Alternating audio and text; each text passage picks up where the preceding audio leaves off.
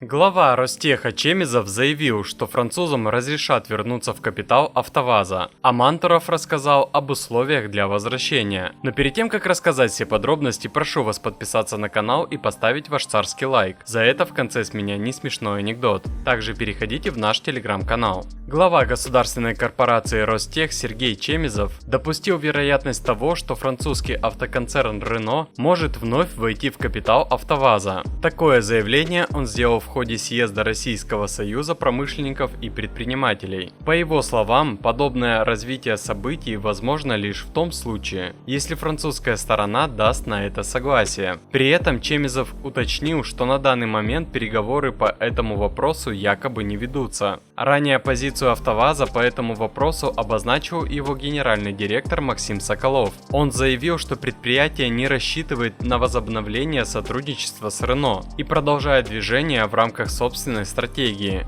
До этого Соколов также подчеркивал, что если французская компания захочет восстановить партнерство, то сначала потребуется учесть все инвестиции, которые за это время вложили как государство, так и само предприятие. По его оценке, эта сумма составляет порядка 112,5 миллиардов рублей. Но нужно смотреть не на сумму, вложенную АвтоВАЗом, а на эффективность затраченных средств, а она равна нулю. Импортозамещение по-автовазовски – это купить недостающие комплектующие за границей. Ту же электронику, которую сегодня хотят импортозаместить, АвтоВАЗ к ней не имеет ни малейшего отношения. В прошлом месяце генеральный директор Renault Лука де Мео в интервью упомянул, что не исключает возможности возвращения на российский рынок. Однако он также уточнил, что пока не прорабатывал конкретный сценарий, так как обстановка меняется слишком быстро. Первый вице-премьер Денис Мантуров сообщил, что опцион на обратный выкуп доли в АвтоВАЗе действительно был предусмотрен в соглашении о выходе компании Renault из капитала предприятия. Однако, по его словам, для сохранения этого права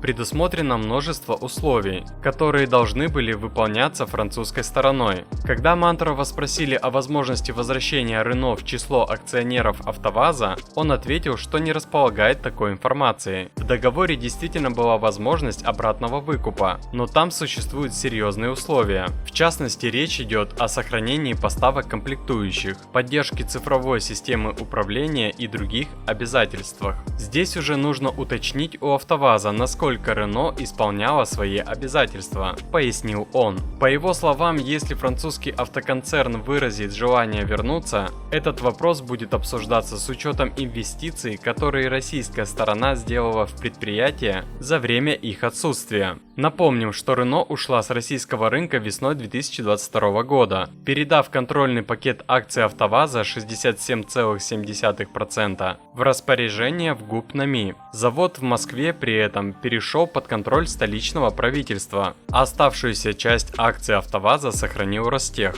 Несмотря на возможность обратного выкупа своей доли в течение 6 лет, вернуть московский завод Renault уже не сможет. Но есть вероятность, что автомобили Renault будут выпускаться под маркой Москвич. Вероятность возвращения Renault на российский рынок практически 100%. Этот бренд успел прочно закрепиться в стране и завоевать стабильную аудиторию. Один из самых реалистичных сценариев – сотрудничество с Москвичом и АвтоВАЗом в качестве технологического партнера. Французы уже успешно применяли стратегию бейдж-инжиниринга, когда в России продавали автомобили Dacia под брендом Renault. Теперь же можно ожидать, что аналогичный шаг будет сделан, но уже под маркой Москвич и АвтоВАЗ. На сегодняшний день обсуждение возможного возвращения Renault становится все более актуальным. Остается лишь перейти к окончательной договоренности. Несмотря на заявления российских властей и автопроизводителей о самостоятельном развитии, отказе от иностранных партнеров и полной независимости, это скорее риторика для публики. На практике возвращение сильного западного игрока может быть выгодно всем сторонам. И Чемизов, и Мантуров это понимают, играя в хорошего и плохого полицейского. Рено фактически обречен на возвращение. Вопрос лишь в том, как скоро стороны смогут закрыть все переговорные вопросы.